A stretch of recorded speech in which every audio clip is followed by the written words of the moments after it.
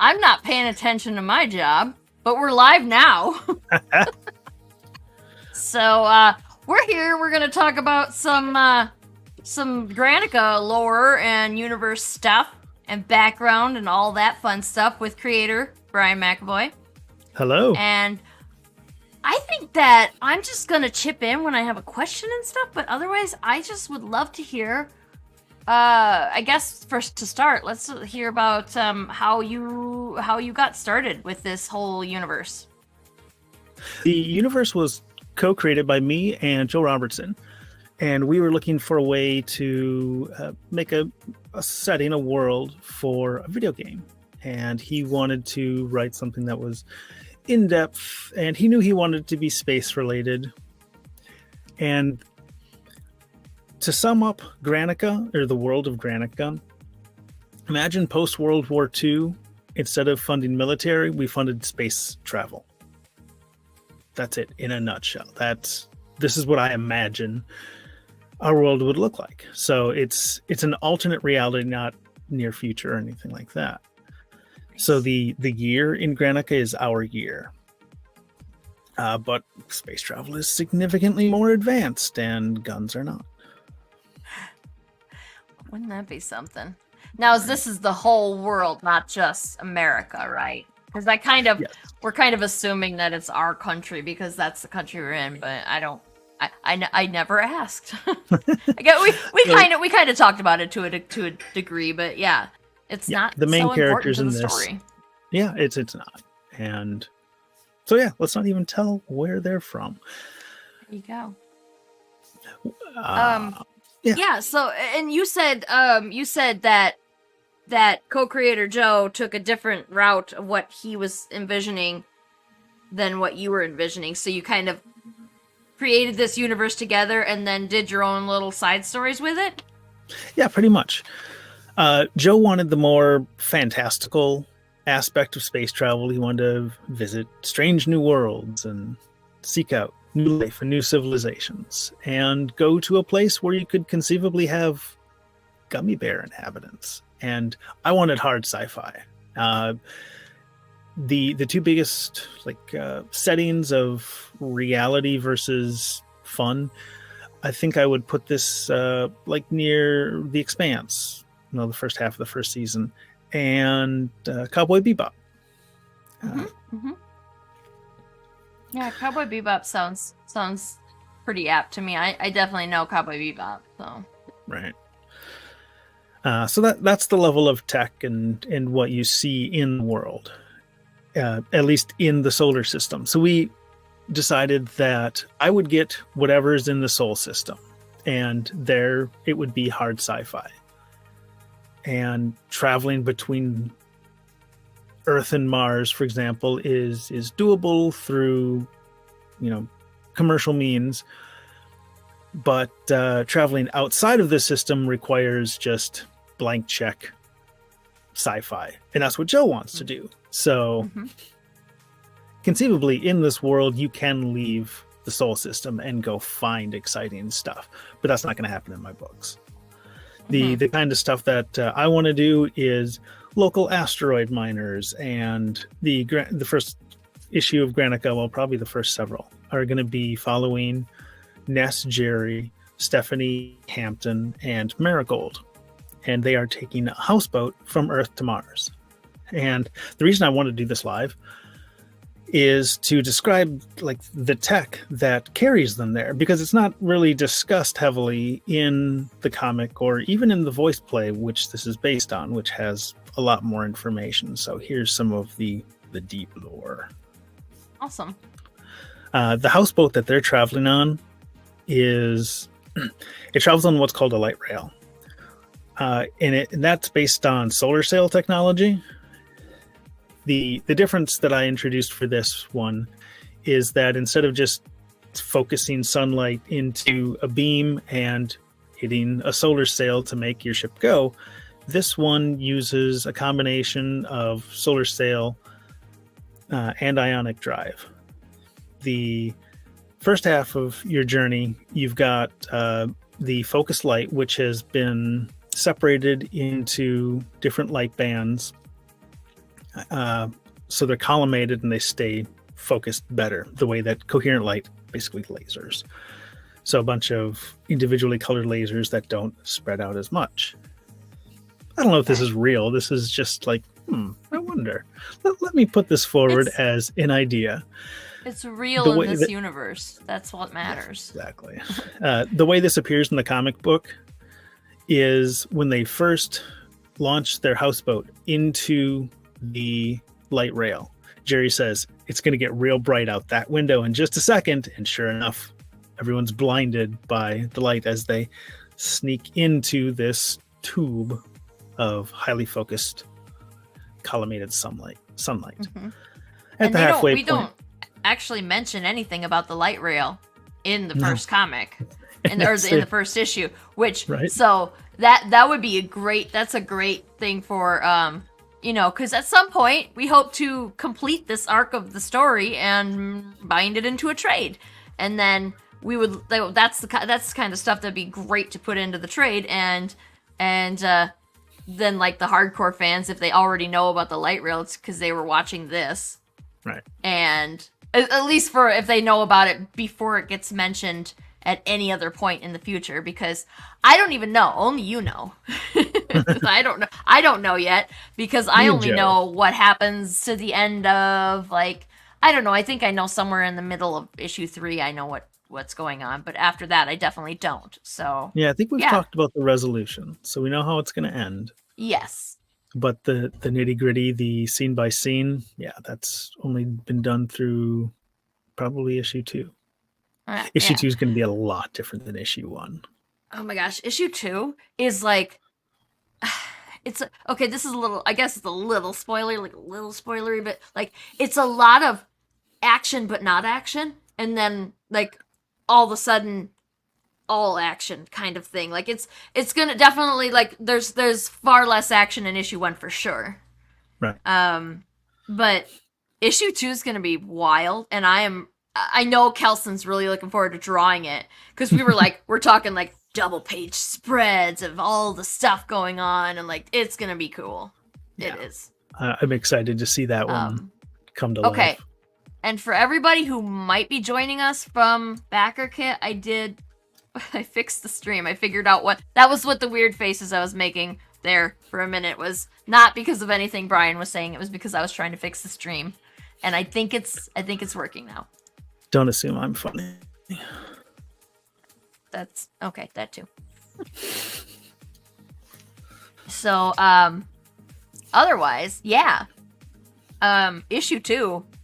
Wait, we haven't funded issue 1 yet, so it's kind of weird to talk about issue 2. But like, we're gonna figure out how to make this. If y'all don't help us fund issue 1, we're gonna figure out a way. We're still gonna make it. I'm gonna do this. We need to make this happen because y'all need to be reading it because it's a good story. I also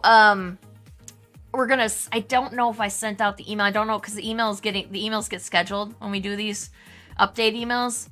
It's different than the emails are different than the Backer Kit updates. Anyway, my point is, released a page that hasn't been shown on the campaign page. So like a page of the comic is going to be in that email that we're sending out, and that'll go to everybody who follows us, and hopefully entice them to come and back, because because we're not funded yet. Right. That's really all it is. I just want you guys to come help us make this comic. And so anyway, back to the comic itself. So before we get into issue 2, like, let's talk about issue 1. And the Jeff is here. Hi, Jeff. Hi, Jeff. So issue 1.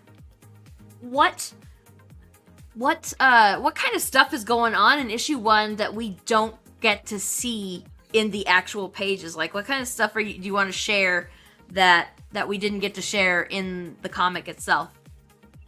One of my favorite pieces of tech, sci-fi tech, is gravity plates. That's what we're calling them, because it's descriptive. I also really had a lot of fun experimenting with slang. I imagine that spacers would not want to waste 3 syllables on gravity. So they say gravy. It rolls off the tongue. So when somebody suddenly feels the effect of gravity, they call it gravy shock, which was the running name for this for the longest time. But everyone's like, Brian, you can't call it gravy shock. People expect recipes. Too bad. So we called it Granica, which is the name of the super corporation that's partially responsible for all the exciting tech that exists. All right, so gravity plates or gravy plates. It's interesting that we ended up calling it Granica because like nobody was sold on that name either. We were just it was like the working name for ages. So that was interesting that we ended up settling on. Everybody was happy with that name, even though it was just a placeholder name until we thought of something better. But then we're like, no, actually, this kind of works. It's good. Yeah, it's unique. So, it's pretty searchable. Yeah. So gravity plates. Yeah, gravity plates. Gravy plates. Gravy plates. Because most of the time you're going to be in a microgravity environment. And that has all kinds of detritus effects on a human body. And so they created these artificial gravity plates that are mounted to the floor of a spaceship.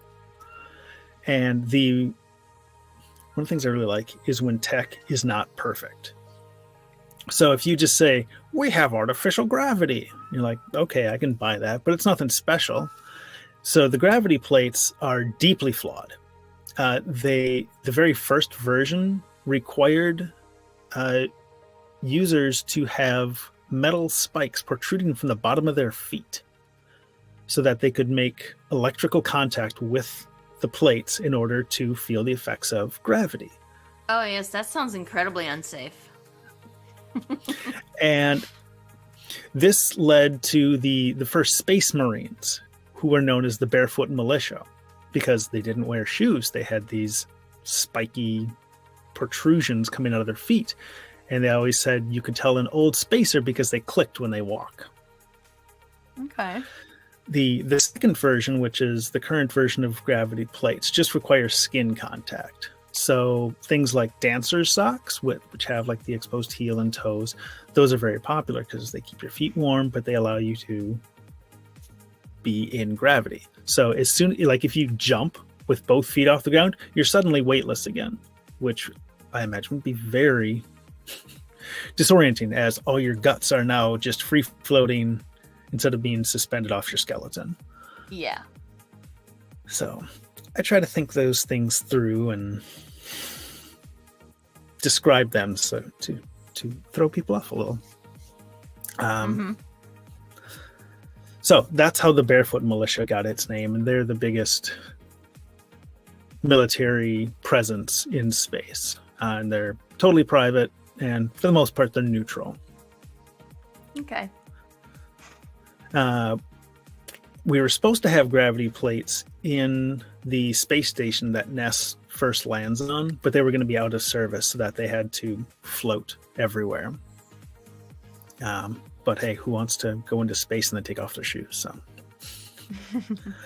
and the spaceships around the houseboat doesn't have any artificial gravity plates because it's always accelerating at 1/10 G. So you're always stuck to the floor, but you're far less likely to bump your head too hard if you fall over because 1/10 G. Mm-hmm. Imagine that would be really abrupt when you get to where you're going and then get back to 1G. Then you feel like you weigh 1,000,000 pounds. Yeah. You'd probably want to spend some time using like rubber bands strapped to the floor to keep your strength up. Yeah, because right now, if when people come back from space, you always see them like on a gurney or in a wheelchair. Yeah, their muscles are just shot. They need physical therapy to get back on their feet. One of the other fun things I looked into was the extreme quiet of space. Yes, I think that would be terribly unnerving. We do reference that a little bit. We talk about that a tiny bit in the comic, Yeah. So NASA actually did a study, and they found it's not horribly detrimental, but they probably didn't test it on somebody for a month straight. But imagine you're in a 2-bedroom apartment and all you have is the sounds of other people there. I think that would be maddening. Like, I've lived in a city my whole life, and the idea of just pure quiet is unnerving to me. So to Even combat as somebody who's lived in, you know, country and solitude for much of my life, I have to say there's always some noise. There's crickets, there's far away traffic, there's trains, there's always something echoing out there. Even in the very hilly area in which I grew up, like, there's always something. There's never it's very rarely totally silent. And like, if you're in the woods and all of a sudden all the animals start being quiet, that's unnerving. Like, that's the a bad lizard part thing. of your brain is like, you're gonna get eaten. Yeah, this is Look bad. out. Maybe it's time to run. Yeah.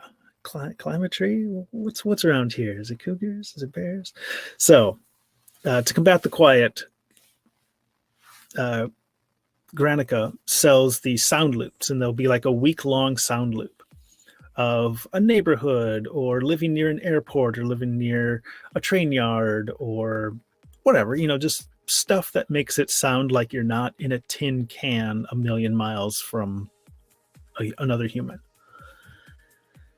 And we had some fun with it because in the comic, we did what I think a corporation would do. They're like, here's a freebie. It's a 24-hour loop of like a dog barking incessantly. And you're like, I want that. Well, you can get this lovely suburban neighborhood for $24.99. And so we asked, do you have a cat that's angry that you're locked in a room? Yes. Because I can hear her. She is not happy with you, and we can hear her. Part Siamese, and if she's unhappy, she will let everyone know. Oh, and that's like, how dare you shut a door behind you? How dare you? Anybody who has any kind of cat knows that you can't do that. I'm committing cat sin. Maybe she'll come in and make an appearance, or maybe she'll just shout at the door, wondering where the heck I am. Yes. Let's see. So the week-long neighborhood sounds. Yes. Yeah, and some of the more fun ones, because you and me and Kelson and Amanda, the editor, we were all shooting ideas around of like, what should they be? And we're like, sci-fi starship bridge. So it sounds like the original Enterprise, which would be cool for about 20 minutes and then get annoying. And I can't remember the other stuff we had in there, but we had some really obnoxious. Things got pretty weird there when it got the discussion was happening. And I don't know how much of the weird stuff actually made it in. I don't remember right off the top of my head. Did any of the weird stuff make it in, or was it all like neighborhood sounds and crap? Knowing us, we left something weird in. Anyway, all right. What else? You guys will have to buy the comic to find out. Yep, that's the only way to find out. We have no idea and no way to find out. That's the only way. Jeff said, I hope some of these imperfect tech concepts make it into the comic. There are some novel potential anti-grav problems. Yeah. Yeah, that's the thing that I was very intrigued that you'd thought of that, because and this was before I'd seen the movie Interstellar. I think we had been talking about this concept before. It was not before the movie came out, just before I'd seen it. But they mentioned that the silence and the fact that there's nothing out there and all that. And then I was like, oh yeah, that was you had thought about that and made a comment, and made it part of the story that too much silence will make you go crazy. Potentially. So it was a good catch. Like, I mean, it would have been easy to overlook that and never mention it. Like you mentioned the Enterprise, and like they wouldn't have that problem because there's just so many people on that ship that there'd always be background humming of conversation or whatever. People who have been in like the Navy will tell you that you get so used to the ship engines, which are just constantly going, that when you leave the ship and there's no engine sounds, it's really alarming. There she is. Celebrity cat making a cameo. This is Aya. Good kitty. Now I have to ask, how come we ended up with this is going to be something that somebody's going to ask at some point. I just know it. Oh my god, she is just happy, really, really happy right now. She's a loud purr too. Yeah, I can hear it. And she's not even that close to you. I can see your pop filter. She's not that close to it. She's a good foot away. Yeah. Okay, now I can't hear it. No, she found me. She's sick of me now. So how did we end up with an orange cat being the standard for the cat in Granica and not a part Siamese, for example? Because she's so pretty. Now, I bet Kelson probably is happy because, that's much more difficult and much more tedious to draw than just doing a solid cat and then coloring and, shading in some lines later. Yeah. But why didn't you put your cat into your comic? I submitted her, but I believe we went with your cat, Arthur, didn't we? We just used Arthur for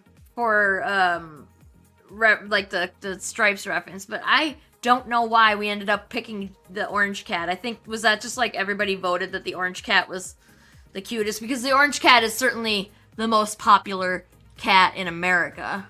Certainly identifiable as, yes, orange must be cat. I don't know why the orange cat, because I think, all cats are pretty. But I don't know why orange cats are certainly the most common that you see about, too, so maybe that was it. I don't remember. Yeah, I think like a black cat has some ominous attachments to it, and is also difficult to illustrate. You're right. Yeah, so, orange cat is probably the friendliest cat for Kelson and Fish to have to draw in color, to be quite honest. Yep, I figured I'm here. I've assessed the situation. I do not care anymore. You're still ignoring me, so screw you. But first, let me put my butt in your face. Pretty much. So. You done?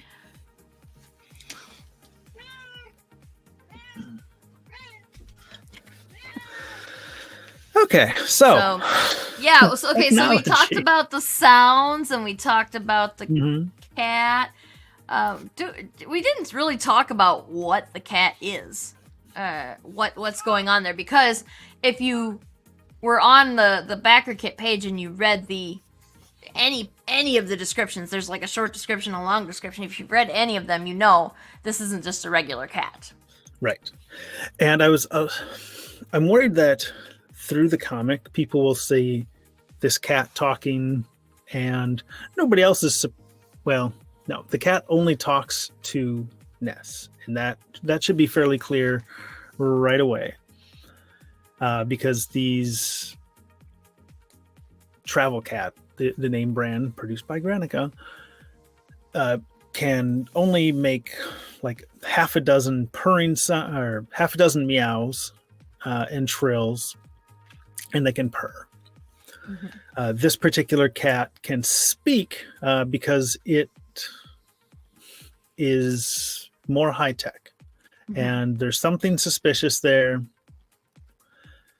I don't know how deep we can go into this without releasing. Well, let's just spoilers. say that Ness's cat isn't just some standard robot cat that you can buy at, because this is not terribly spoilery. The implication is that Ness just bought the Travel Cat on their way to the spaceship, the space station. So that's what Ness wants you to believe. That's what Ness wants everybody else in the comic to believe as well. But for the reader, you find out pretty quickly there's something different about this cat, and it's not a standard robot cat. You can correct me here if I'm wrong. Because the Travel Pets are meant to be to be, feel, look, sound, act just like regular cats, except that you don't have to feed them and you don't have to clean the poop up, and like you don't have to do the gross parts of cat ownership. And it's meant to be, and that's why they're called travel pets, because they're meant to be a comfort source for when you're traveling without the inconvenience parts. And another reason is they discourage pets to be put on spaceships, because if something goes wrong, there's no spacesuit for Kitty. Right. Travel cat is hardened against vacuum. So yes, it would be quite traumatic if the kids had a live cat and they lost cabin pressure. Yes. Travel cat, on the other hand, is like, hey kids, want to hear a story? Yeah, perfect, right? So yeah, there's a lot of reasons why you wouldn't want to take a cat into space. So And the travel pet line has numerous things: cats, dogs, and a unicorn which can talk. I think I mentioned that in the voice play. Which, yeah, we don't want to give away too much stuff for the voice play, because we want you to buy a ticket to it and come listen to it in all its glory. We're gonna do, what did we say, August 24th? I have to look it up now. I think August 24th is a Saturday. Yeah, August 24th, 2024 at 5 o'clock p.m. Eastern Time. We are going to do a little matinee reading of script reading of the original radio play, so you can get a lot of the information. And I'm sure we're not even gonna, you're covering a lot of the lore, a lot of the background, but like this stuff isn't in the radio play either. So a lot of this is not. I think they mentioned the talking unicorn. You'll have to go back and check and let me know, because I don't remember. Yeah. It's been such a long time since I've read the actual original script. And that, oh god, and we could talk about this part. It's not spoilery, about how hard it was to adapt that thing. Oh my gosh. To it's written in such a different style. Everything changed, yet everything's still the same. It's very weird. Like, we had to change the story to fit a comic book format. Otherwise, this thing would have been like 100 pages long. We just couldn't do it. Like, do you know how much it would cost if we would have made the whole thing that in like original format? Oh my gosh. But there's so many things we didn't have to do, which was great, because in the radio play, I have to say things like, oh, good, the green light on your suit is active, meaning that your helmet is properly sealed. Whereas in the comic, they're just like, click. There's a green light, yeah. Yeah. So, and like there's you can draw a green light. You can use the letters, the dialogue, and the sound effects to say that there's a click and a snap. And then like, giving a thumbs up. Yeah. So there's just stuff like that. That was easy to cut. Yes. And then we had to start doing the hard stuff. Yeah, there was a lot more character exploration, some of which will come back. So the primary purpose of the kids was not to be like, ooh, exciting characters. It was a way to convey the culture and lore of the universe.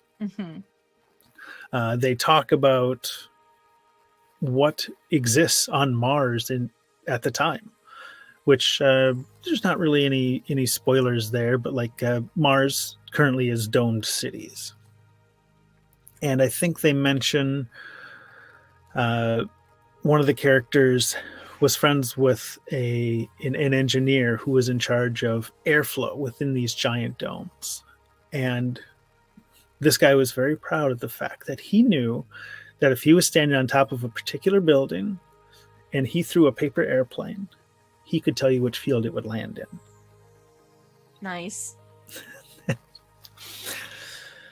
That's pretty cool. So yes, that's pretty fun. That was some fun little stuff that you'll hear in the radio play when you sign up. And there's not just more character development that we had to abridge the character development, which I think we did a pretty good job of that, all things considered. We did, and oh man, we had to cut so many good lines. It sucked. And you'll get to hear all that if you come see the radio play. And also, what was the other? Oh, there was a lot more characters, like just little side characters and just stuff to make the story colorful and interesting that had to go too, to make it workable for comics. And I again think that we did a great job adapting it, but it was so hard to do because of all the. I mean, I know it's not my story, but like I felt at the end, I was like, I hate doing this because I love these characters so much, and I don't want to have to cut these great conversations that they were having that was building the world and building their relationships with each other, and we had to cut so much of it. But with Kelson's art, that really helps. His art making the characters he's got very expressive character faces. It's very helpful in conveying some of this stuff and like the feelings that the characters have toward each other. Like the kids completely oblivious the whole time to anything being wrong, and and Ness being suspicious of this mysterious stranger who I think we talked a little bit about who the mysterious there's still some stranger suspicion there. There had to be, because Jerry's a weird dude. Yeah, like Jerry is. Yeah, it's like it's kind of glossed over a little more than I would have liked in the comic. That Jerry's very tall. Oh and we don't talk about it enough. We don't make it obvious enough. I think that's something. If I could change that, we would go back and change that to make it very obvious that Jerry's unnaturally tall. Yeah. And he's a super tall dude. And that is like that's one of the reasons that Ness is like this guy's weird. Yeah. It's just one of the many reasons. Ness is not dainty, but Ness is not tall. Ness is not fierce. And this dude, this like 7 foot tall dude is like, I'm ex-military. And we didn't. One of the problems that we had was conveying that Jerry's demeanor, his character, is not super scary. He's a generally friendly dude, but it was difficult to make that like that was a burden on Kelson for sure. It's like you got to make this guy look friendly because we have to cut a ton of the friendly dialogue that they have. Yeah. And yeah, so like that was, and I think Kelson did a great job with that too, by the way. Oh yeah, Jerry looks like somebody you'd want to hang out with. Yeah, and aside from the unnatural tallness, he's very just normal, happy-looking guy, friendly-looking guy. And his weirdness, his everything will become very. It will come right to the front, right at the beginning of issue 2. All the stuff that was cut from the radio play, all the reasons for his bizarre behavior and his kind of out of time way of speaking, all of a sudden becomes obvious. Mm-hmm. And a little bit at the end of this one too. I don't want to spoil anything because that's kind of getting into spoiler territory, but you kind of get an idea of like that there's something especially odd about this guy. Like there's hints dropped throughout the story, but there's also right towards the end of this one, we're not just going to throw you like just, like cut it off and be like, hey, buy issue 2 without letting you get a taste of what's going to happen. Yeah. So, but like the last few pages, like you get a huge idea of like, okay, there's some weird shit happening here. What is going on? And poor Ness, like the kids are kids, so they don't know what the hell. They're just like they're there for the ride. But the adults, poor Ness, is there by themselves, no idea what the hell is going on. Just their suspicions. Mm-hmm. And they have many reasons to be suspicious. Oh yes, for sure. And no idea whether or not they can trust this person. Like, sure, Jerry seems friendly, but like, why is he like? We don't know why. We get we get one of the kids telling us a very nonchalant reason why Jerry's there on one of the pages, and like it's like, I guess. Why would you listen to it? Like, why would you believe a kid about something like that? I have no idea how old Hampton is. Hampton and Stephanie are the kids, and I don't even know. Actually, we just know that they're young children, old Yeah, he's enough like to 8. talk. Yeah. So like, can you believe everything an 8-year-old says? Maybe, but maybe about like what does a kid have the judgment to understand if a person is trustworthy or not? That's a little hairier. So, but anyway, yeah. So, do you want to talk more about like?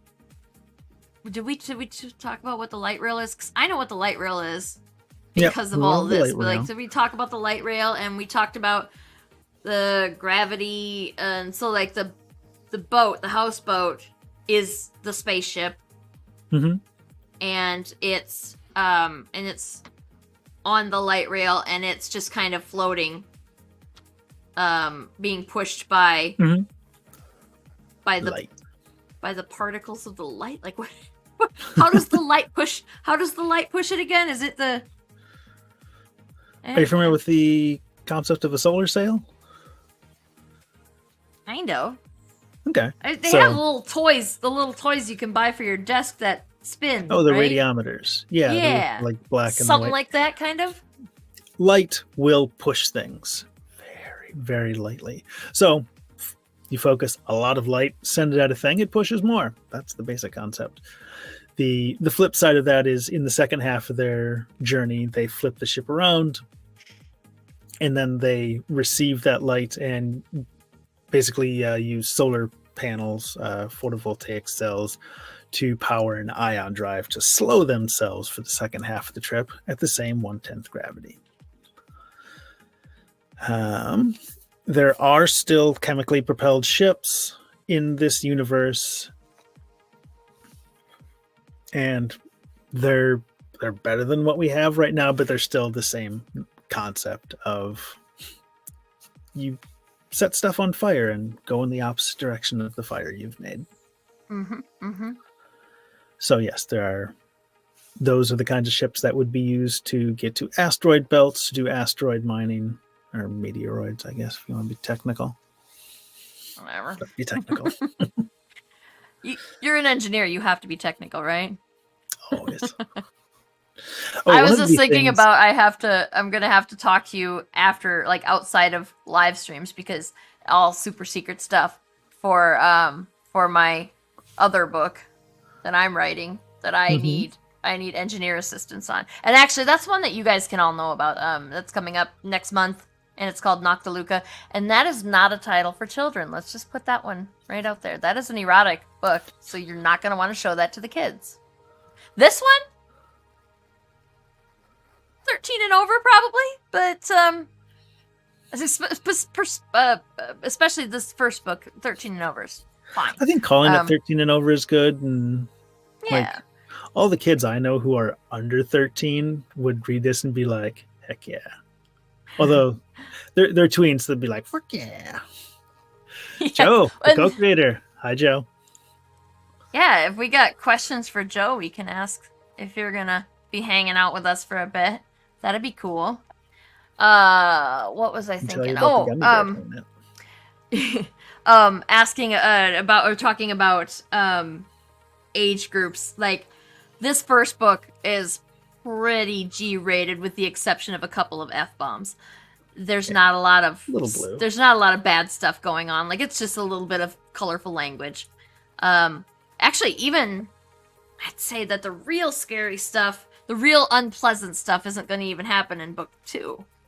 Really, like it's going to be book 3, and then some. I don't know. Like this is a thing. This is what's fun about this, is like we don't even know yet, because we haven't mapped it out right yet. Like I started, but like I'm nowhere near done mapping it out, so that, because like Brian wrote the thing. I go in and I destroy it, and then Brian comes back and tries to tape it back together, and then I ruin it again, and then we just keep going back and forth like that until there's nothing else for Brian to tape up. That's kind of how it works. I'm glad you left out the crying. Oh my god. It was in the beginning, it was difficult. It was not as difficult for me, but like as I got more involved in the whole story, it became more you know, like you develop a relationship with these characters that at the time didn't even have faces. Like we didn't even know what they looked like when we were doing this, where I was completely ruining everything that Brian worked so hard to create. And I mean, I'm glad that we were able to come to an agreement on what, you know, like on this final product of issue 1. Although, again, there's some things that I'd change already. Even though we just finished it, you know, we're just kickstarting it now. I'd change some stuff. At some point, you just gotta hit enter and make it real. Yeah, and in the end, I think everybody's really proud of this book, so that's also what matters. That's important. And yeah, so anyway, back to I feel like you could definitely have 15, 16-year-old kids read this book like in its entirety, the whole story. There's some action, there's some unpleasantness. There's no like I mentioned the erotic book, the different book. That one, there's none of that in this book. There's some LGBTQ themes in this book, which it's not getting shoved in your face, but it's important. So like this is stuff that we're dealing with right now. So it's stuff that makes sense to write stories about. I think so. And yeah, and what else? Let's just talk about more lore. And we got Joe here now to answer questions about his side of the story too, right? So cool. Yeah. So one of the things you'll see that doesn't get referenced in the comic book, but there are tubes along the wall, and they're just green pillars along one side. And it just seems like an arbitrary piece of set decoration. But for the sake of lore, they are what is called sponge. It's a cannibalistic algae that consumes CO2, turns it into oxygen. So it purifies the air organically, and it also purifies the gray water. So it allows you to exist in space a lot longer. And since it's cannibalistic, it just takes care of itself. As the algae dies, it eats itself, or it eats the dead ones and sustains. So it's very low maintenance. Mm-hmm. So yes, when you look at the comic and look at the green wall and go, I know what that is because I watched that live stream. Yeah. Yeah, and that's actually that was just, and we've already talked about a few other of the really cool science-y things that you developed in detail for this world that we don't get to talk about in the comics, just because it's just, there's just not space for it in a comic. And that's why it's really great that we get to do the play, that we get to, have the opportunity to show off the play, and maybe we can get more people to buy a ticket, because I would love for people to hear stuff like that, because it's just, you went way into so much more detail than you needed to build this world, and I'm jealous about it, because I'm like, I want that brain ability, and I'm just like, I'm barely able to come out and flesh out stuff. Like once I've fleshed out the story, I'll be able to remember what I have already had happen and not break the fuck up the plot. But like coming up with world building stuff, it's a thing. Joe said, did you end up using the NV drive, or are they all slow boats? All right. So what Joe's asking about is the in-system versus out-system. The NV drive is a faster than light drive, and we experimented with a couple different ones, and I think the NV drive was one that required an insane amount of power. So you basically fly it at the sun, and at that point it uses that extreme amount of power to spit you like a melon seed across the galaxy. And I think the other half of that one was you absorbed enough power that you charged up a virtual flywheel, and that was enough energy for your return trip. So if you lost that piece or it was damaged somewhere, you stuck. And you can only use chemical propellant to go home, which would probably take much longer than your lifetime. Mm-hmm. Joe, is that the right one?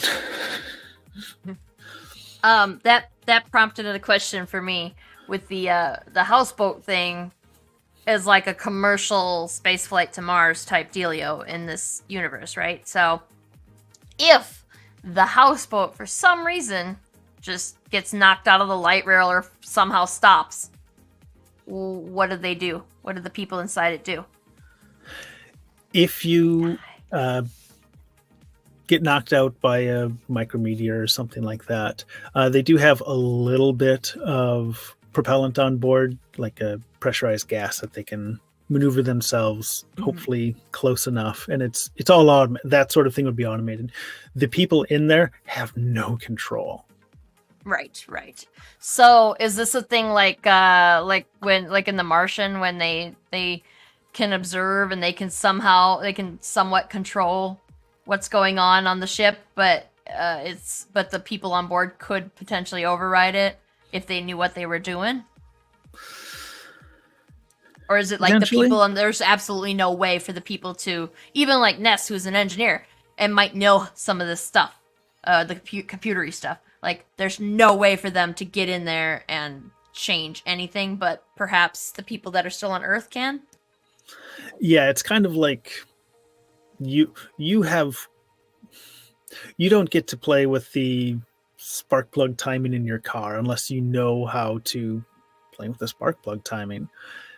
Your average driver like me, I don't. So if suddenly my car started running poorly, I wouldn't be able to just go like, let me just hacksaws the matrix and fix it. Right. So yeah, they're kind of at the whim. Same as like being on a commercial airliner. Sure. Okay. You're not in the pilot seat. Yeah, the fun thing about the boats though is that there's no pilot. They just push you in this light rail, and as long as you're in the rail, you're fine. But if you get knocked out of it, like you said, there's only so much can be done. Then you're in trouble. Yeah. Also, the light rail is powering their communications, so they can send light pulses to send messages. You can send radio frequency back. So if you're knocked out, you also have trouble with your communications. Yep, that would be a problem too. And it's not like when you're on a commercial airliner, they're not like, welcome aboard our 747. Here's where the radio is. Like, they don't tell you because there's usually not a problem. The ultimate plan B of every ship, every houseboat, is if something goes catastrophically wrong, you can live in the spacesuits and they'll basically catch you in a big net at Mars. Then there'll be a rescue mission. But those are expensive, so they never want to do them. But the suits have the ability to recycle waste and oxygen, everything like that. So if you think you're... Yep. You'd have to take the sponge and attach them to your suit. So if you thought like, oh my gosh, we've got a hull rupture, you seal off the sponge, you get into your spacesuits, and you pray it doesn't go pear-shaped. Yeah. I had a comment that I was just thinking that because they've commercialized, in this universe, they've commercialized spaceflight to Mars, that they've more or less worked the bugs out because nobody would do it if it wasn't safe. Wasn't generally safe to do. But it seems like it's not like super safe. So, you're taking a risk. But you're taking a risk if you step outside or get in your bathtub or whatever. But like, it's slightly bigger risk if you're flying to Mars. If something goes bad, it goes real bad. But for the most part, it doesn't. Okay, so this is like pure extrapolation on my part. I have no idea if this is the way the world is, and you can answer in the affirmative or negative, or you can just elect not to answer at all here. But I assume I have the feeling that the bad things that tend to happen on these houseboats don't generally make it back as news, and maybe that's why nobody understands that it's a little bit hairier than just getting on an airplane. Yes. That's my feelings about it. I came up with that independently. Brian did not tell me that, so. Yeah, and Granica's a business. If it's bad for business, of course they're gonna hush it up. Mm-hmm. They're gonna spin it or just be like, the people on board did something wrong and they're idiots and they deserve Which to is die. also interesting because the people on board have no control. So outside of like hammering a hole through the hull of the boat, Right. what could they do? It's You interesting. could break the sponge. You could wreck your plumbing. You could fuck with your electrical. How many things do you want me to tell you that can go wrong on a? Yeah, you could. Well, I mean, okay, so like, let's say you break the sponge. Isn't there like 1,000 other tubes of sponge? Like, you'd have to break all the sponge, right? Well, I'm thinking breaking the sponge would be like, I flushed 2 gallons of bleach or dump 2 gallons of bleach down so if they the kill shower. it all at once. Yeah, okay. Because your toilet. Why the hell do they have bleach on this boat? There's no need for bleach on a 3-week trip. It's about a month long. Yeah. You can get by without bleach in your toilet for a month. But yeah, you'd have to pour it on the shower because that's gray water. Yeah. Oof. But yeah, you could break your bleach you could break your sponge and just be in a really bad place. Eventually That's your fair. CO2 would be so bad that you'd end really poorly. Yeah, like Apollo 13, right? Like Apollo 13 almost was. Right. You'd have to jury rig some air filter. Or hop in your well, yeah, you couldn't hop in the spacesuit. Well, even then, if you kill the sponge, you can't survive all the way to Mars if you kill the sponge, right? All right. So they don't stock bleach. Yeah. It does not come furnished. There's a reason why. And there's probably, like the standard that NASA has, there's probably no fire producing stuff here on this boat, on this houseboat. There's no like gases that can spontaneously combust. You know, they've got to account for all that. And in our universe now, NASA has accounted for stuff. Like NASA makes sure to put nothing flammable at all on to the space station, that unless it's absolutely necessary, which yeah, you could still make fire. I'm sure that the astronauts up there can still make fire. They're creative and learned and educated. They could do it, but why would they want to? Fire in space is bad. I think I never explicitly said this, but I feel like Granica would have a very long introductory video, be like, if you brought hairspray onto your houseboat, be sure that it is a sulfate-free alternative to the typical stuff. And like, it would just be this long 2-hour rambling video about all the stuff you're not supposed to do. And, you know, press here to confirm. That's the kind of shit that the TSA should have been catching, though, right? TSA should have been. Because it's basically your house. And they're not going to tell you that you can't bring stuff. Like in Radio Play, they explicitly say, like, NASA's like, how come I didn't have to go through security? I'm getting onto a freaking spaceship to Mars. And they're like, it's your fucking house. Like, so there's very little security. But also, like, it's important for them to know, the people on the boat need to know that if you have flammable hairspray, things could get problematic. Harry. Oh, I almost said it, and then I didn't. I heard it, and I'm like, no, we're not letting that one. I did. I was there, and that would have been no pun intended either.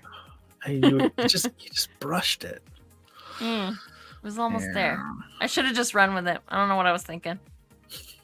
I wasn't. But yeah, anyway, Granica would say, well, if you blow up your houseboat, we are definitely going to say it was your fault. So if you bring a hairspray and just start making a flamethrower and be like, for the lulz, and while dumping bleach down your shower drain, Granica's going to be like, yeah, well, we get telemetry, and it definitely said that you were up to some fuckery. So either one of you went insane and tried to kill everyone, which is not our fault, or you are just so stupid that you died and it's not our fault. And we don't have any more detailed telemetry, so the verdict is it's your fault. Good night. Because they're a company. They don't care unless it takes away their money. Yeah, how much of a financial setback do they suffer if somebody destroys a houseboat like that? None. You buy the houseboat. It's a one-way trip. Oh, okay. It does not return. I don't want to give any spoilers, but there's a lot of empty houseboats just sitting there. They do ship the engines back because they're expensive, but basically the 2-bedroom apartment that you buy just stays at Mars. Okay. And I suspect that they would tear them down for manufacturing some resources and stuff. Yeah. But yeah, I don't think I knew that. Furniture in there is cheap. Everything in there is like, it's all plasticky shit. Like, yeah, well, you can actually see that if you go look at the campaign page. There's a couple of shots of the couch in there, and like it's a piece of shit. Like you it doesn't can clearly just look see uncomfortable. It's supposed to be uncomfortable. Yeah, like and which is horrible when they make it. You're supposed to spend a damn month in this thing, and they give you garbage to sleep on and to rest on, and like what the hell else is there to do but rest?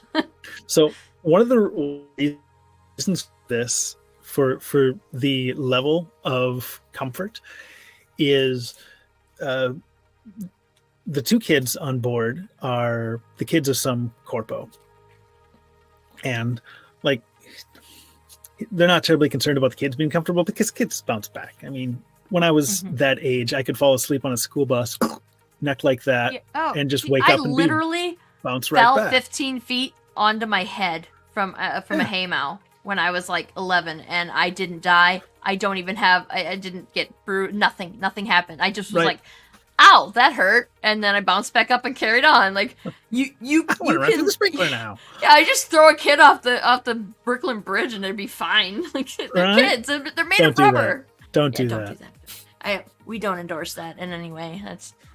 That was purely for entertainment. Don't do it.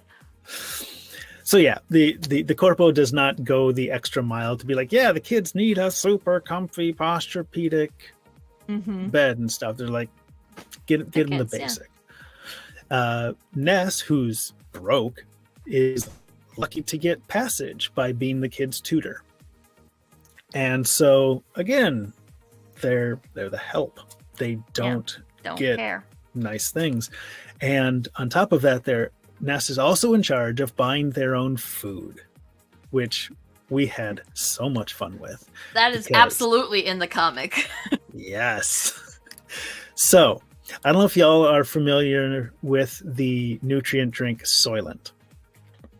This is what the slurry inside the comic is based on, because I've had Soylent. Coffeeist is fine. Everything else is hard to stomach, but it will sustain your body's life functions. And that's what Ness gets for a whole month. To make it a little extra dystopian, the cans have a little tab at the top where you peel them away and they release a scent as you're drinking. So this is right next to your nose. A lot of your sense of taste is smell. So you think you're drinking something much better. The texture is still way off, of course, but it's a way to make it a little less worse. And since I wrote that, then I think there is now a some kind of water bottle that has scent packets that do exactly that. So you feel like you're drinking fruit water. Really? But it's plain ass water. Yeah. So it's totally anything to real trick thing. you into getting more hydration, right? Yeah, whatever. Yeah. What was I gonna say? I had a thing. I mean, it blows my mind that they made that Soylent and they named it Soylent too. Like, did y'all not read that book? Because son of a bitch. We need some name brand recognition. Well, there is one word, but I don't know if you're gonna like it. Too bad we're doing it. Why? Why would you do that? I guess most of the people that are alive today, it's just really sad. You can Google it. Just Google it. To be fair, they didn't add green to the end of it, which makes a difference, but still. You ever seen The Matrix? Ah, okay.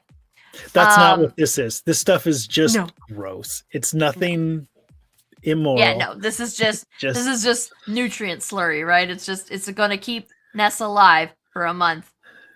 It's tofu flavored snot. If they can stomach drinking it. The kids, however, do get good meals. Yes, that is one of the luxuries of the rich people, right? Yeah. And yeah, Ness complains because they did not buy their meal package. Somebody bought it for them. So Indeed. Yeah, that was a fun bit of like, we have this stuff. So if y'all are curious, go buy some original flavored Soylent. I don't know if they sell it in one bottles. I have seen it in grocery stores or let's Google it. Some of the other nutrient slurries, like Only What You Need. Those have no soy, so if you're allergic to soy, I think those are a little better. Gross. You can get it at Walmart. There you go. You can also get Huel at Walmart, it looks like. Oh, wait, no, maybe you can't. Huel is similar, but I don't know if it's as bad. But Soylent, you can get a 6-pack at Walmart. Huzzah. Go ahead and try that. Share it with your friends. And then peel open You could make that into a game. You could totally do that. Have a little scent packet of sausage and sausage, eggs, and gravy. All at the same time. It smells like breakfast. This reminds me of the time that my brother broke his jaw and like my aunt literally stuffed a burger into a blender and blended it up for him. And she had, I don't know what she used because there needed to be something more in it because it was too dry to blend like that by itself. Yeah. And I do not remember what she put in there. It was a whole milkshake. But it was vile. It probably was. Oh God. I remember like we relentlessly mocked him because he totally deserved to have his jaw broken. He's lucky he isn't dead. And so like we mocked I actually wasn't that mean to him. But like my sister and my other brother, ooh, they have that kind of relationship and he, like I said, deserved every single bit of it. Every single bit of it. But like, oh, I mean, some of the shit that he, like, he was drinking the Ensure meals and stuff too. Like anything, like, you know, he could open his jaw about that much. And so that anything he could get it through a straw, then he would eat it. And so I think my aunt was taking the piss here, but totally did the blending the burger thing, and yikes. It was an experience. Used like half a cup of bacon fat.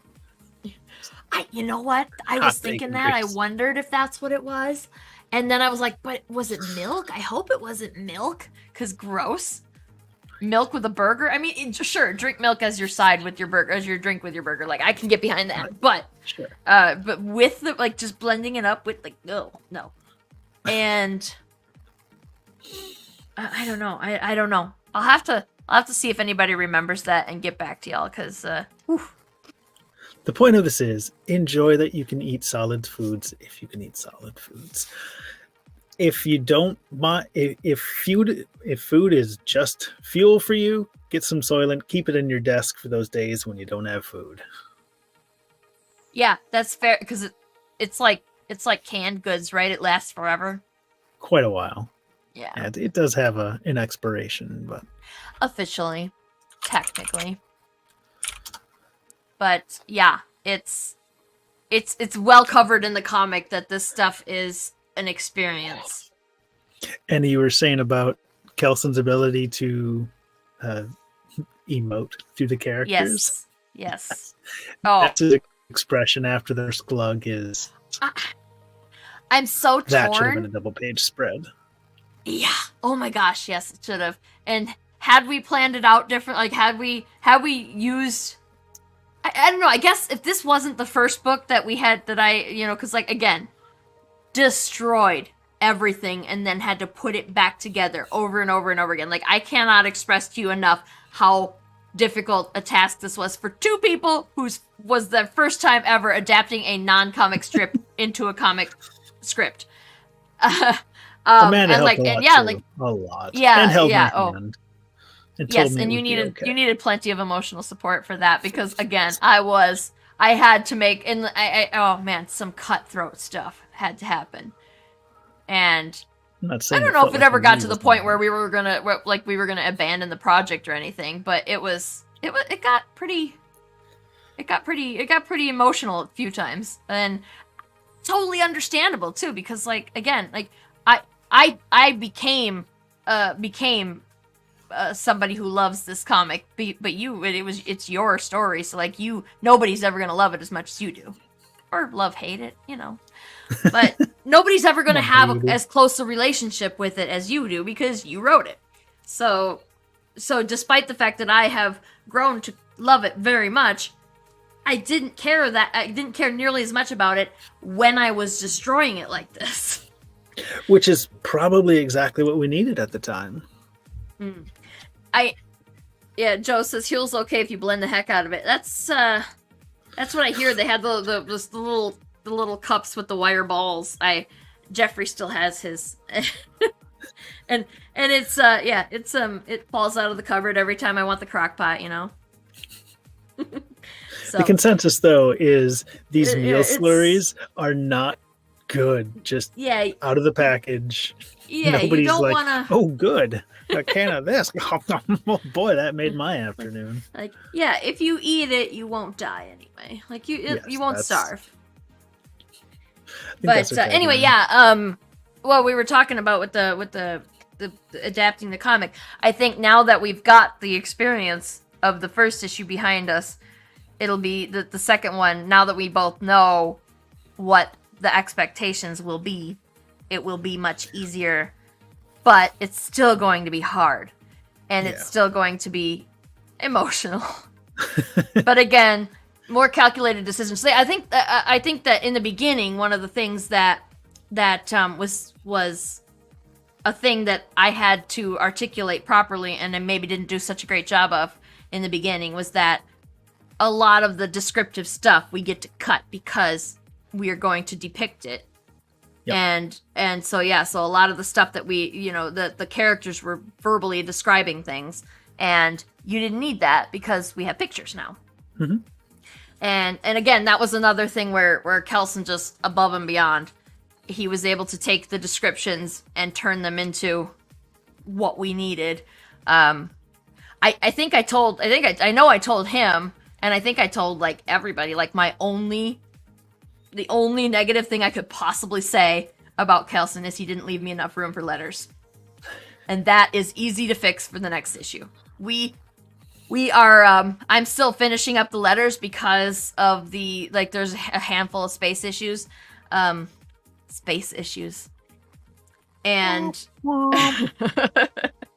and like easy to fix, but it does take a little bit of time. But other than that, like the book's done.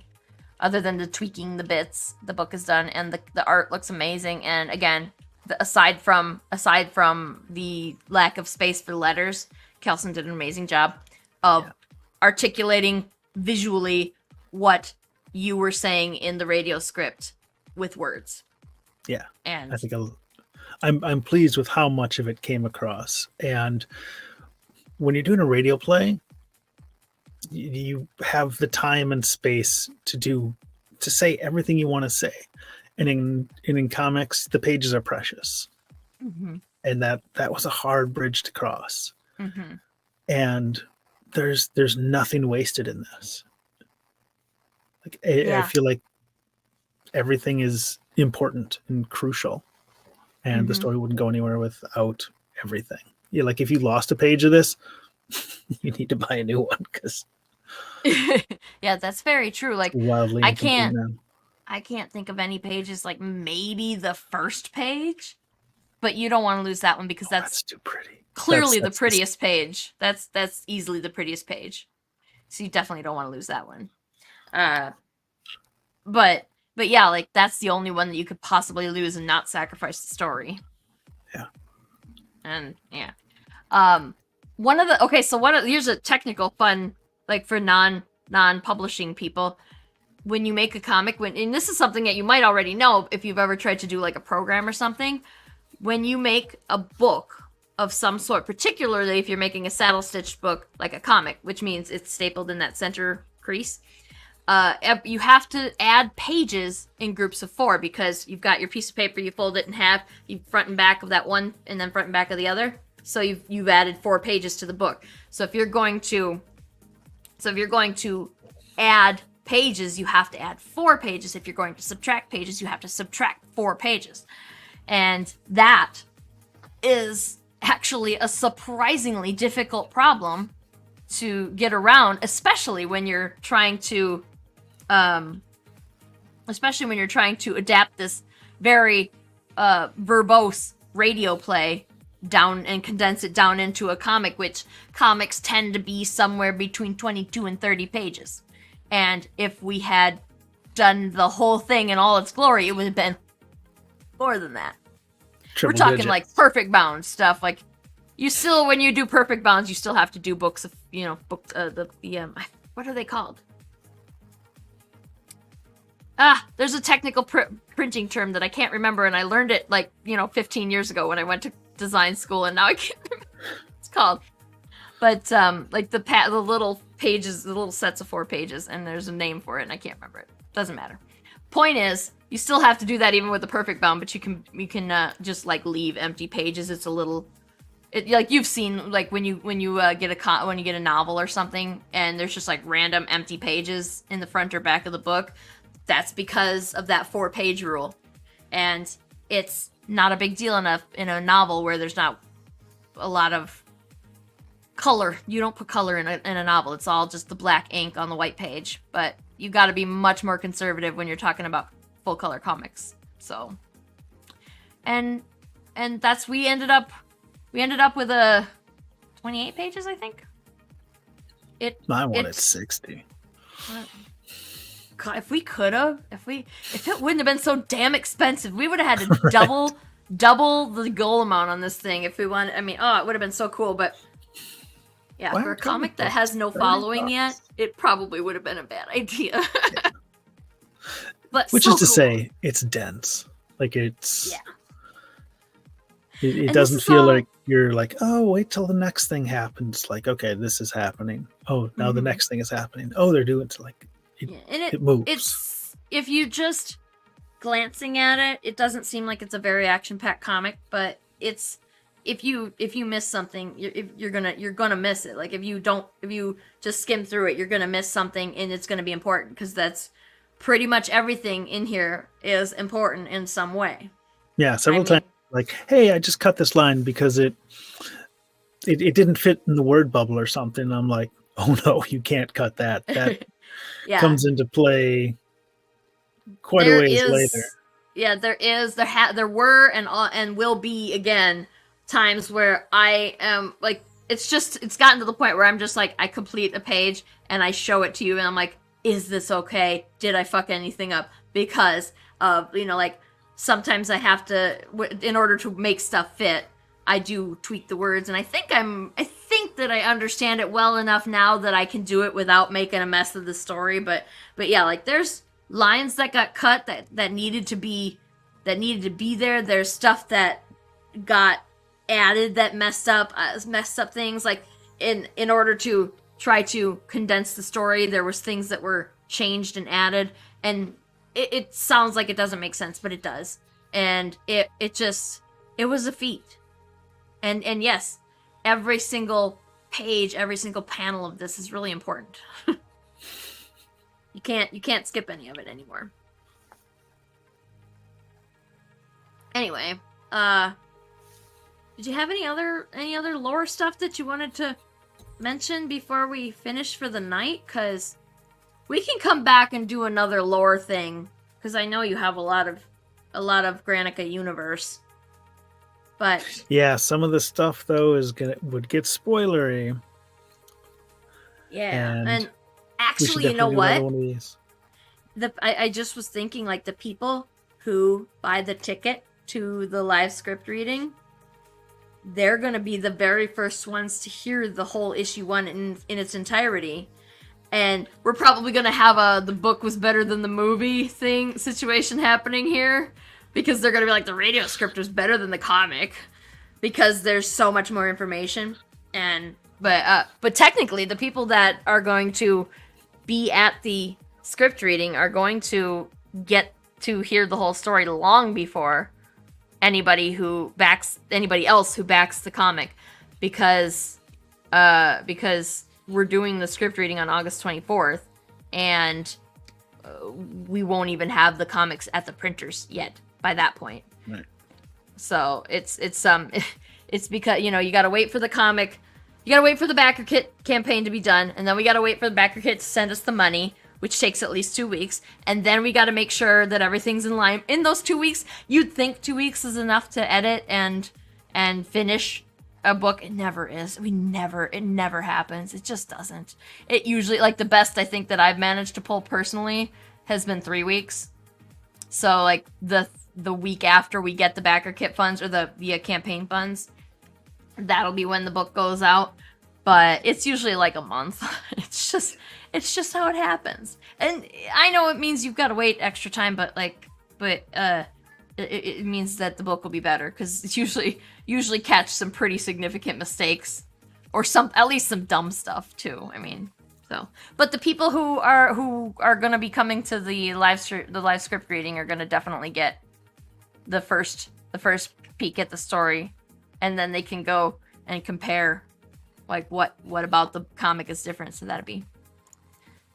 Yes, Joe. Yeah, I heard that, and I would love to have you on the stream sometime. Maybe while we're still doing a campaign, we can do a stream where we can talk about your part of the story, because I am very curious, and I am not going to promise that I won't say this will make a good comic, and try and rope you into it too, and you can just talk to Brian about that, and, you know, if you want your heart broken.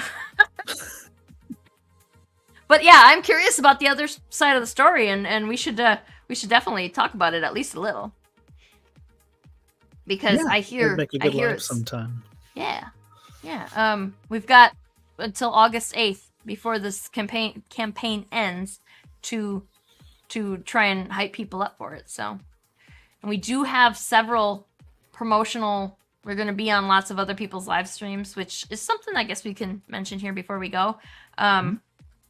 We'll be on Chat and Draw, because of course we will, with Mike Watson. We'll be on Four Tales with Kyron and Danny J. Quick. We'll be on 5-Star Fridays, and they have, oh gosh, let me see. They have Tony Clapper, Fish Lee, Fee, and I forget Fee's last name.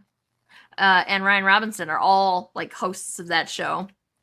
What else are we going to be doing? Super Geeked Up. We're going to be on Super Geeked Up. We're going to be on my show, obviously, because I can't have a live stream and then not host my own book on that live stream. There was another one. There was one more, wasn't there?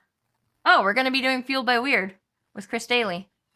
So I think that's all of them. For now, anyway. I'm going to be scheduling more if I can.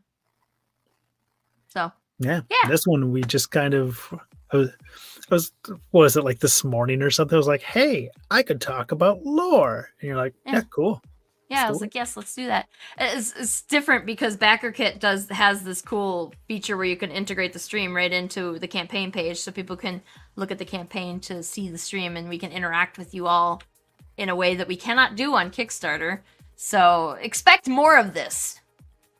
Actually, Kelson is going to, we haven't scheduled it for sure yet, but Kelson wants to do a live stream drawing where we will then, he's going to draw something digitally, and then we are going to give it away to somebody who's watching, and I am going to get it printed and mail it to you. So, but you got to be there if you want to win it. So, and you got to be there if you want to influence the nature of the drawing in any way, because I don't know if he wants to choose something to draw before the show, or if he wants to take suggestions. I'm going to leave that up to him. But, yeah, you've got to be at the show in order to do to have any influence on the drawing, and you have to be on the show you have to be at the show in order to potentially win the drawing, so. And I think we were talking about doing that Wednesday, but it's not final. Just keep an eye on this page if you're interested in that, so. Yeah. Do we have anything else we want to mention before we go? for the night? I think we mentioned a lot of good stuff. All the important We'll be stuff. back. I'm sure we'll be back. Yeah. And let's see if we can get something with Joe. Talk about Granica Expanded Universe.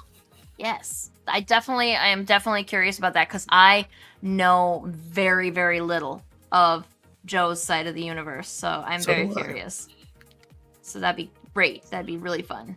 And that'd be something that you're not going to get in the live script reading or the comic because it's so far does not exist in any other medium except what Joe's got. So yeah, so it's all his head canon. Yeah, that'd be really fun to learn about the other side of the story here, I guess. But the rest of the universe. Interstellar. No, not intrastellar. Intergalactic? Beyond our solar system, right? That's where Joe's realm is. Yeah. I get the solar system, and Joe gets the other 99.9999999% of the universe. That seems like a fair split. I don't know. It works for both of you because it worked out for your your differing desires for the story, right? So it's fine. Yeah. It works out. But yeah, definitely want to talk to Joe about that sometime. And if we can do it before August 8th, that'd be awesome. Yep. Interstellar. That's a fun word. I like the word interstellar. Joe and I split the universe in the divorce. Perfect. I got all the people, he got the rest. We don't know what's out there, man. Only we Joe have to talk to Joe to know what's out there. Yeah. So, all right. We should go now because, like, some of us have to go to bed for work tomorrow. Like, it's a school night. Not me, but dinner night. I haven't had dinner. We're 2 hours apart. The hell, man. I don't know. You This used was to more be in the important than cool eating. time zone, but then I should have had a thing of Soylent waiting for me here. I'd been gross. like, no, I can't get to the kitchen. I'll just crack open a. Okay, so the tech in this world is. Wouldn't and that then be you fun could to watch? see how close you could match the face that Ness makes in the comic. Yeah. I might actually throw up. I'm debating whether or not we should show that off because like that is just so good that I kind of want people to be surprised, but also it's so good that I want to show everybody. I don't know. We'll have to talk about that too, I guess. But if you want not to see tonight. you gotta buy the comic. You gotta buy fair. Because out of context, it's just somebody pulling a face. Anyway. Yeah. Almost 8 o'clock. That's fair. Yeah. Thanks everyone for joining us. Appreciated having you here. Joe, thanks for coming and telling us about the rest of Granica. Yeah. And see if we can convince Joe to come and tell us a little bit about the interstellar side of Granica. That would be fun. It's out of this world. Everybody comment and like go to the discussion page on BackerKit and tell me that you want Joe to come tell us about the interstellar part of Granica. Just do it. And then while you're there, back the campaign if you haven't done that. You might as well if you're there. You can see the face Ness pulls. Yeah. All right. Let's leave for real, and then you can go eat, and I'm gonna go do stuff. I don't know. Probably feed the cat because he's like sitting here staring at me. Like I've been getting shouted at again. I'm in trouble. All right. Have a good night, everybody. Thank you for joining us, and we'll probably see you again pretty soon. Bye.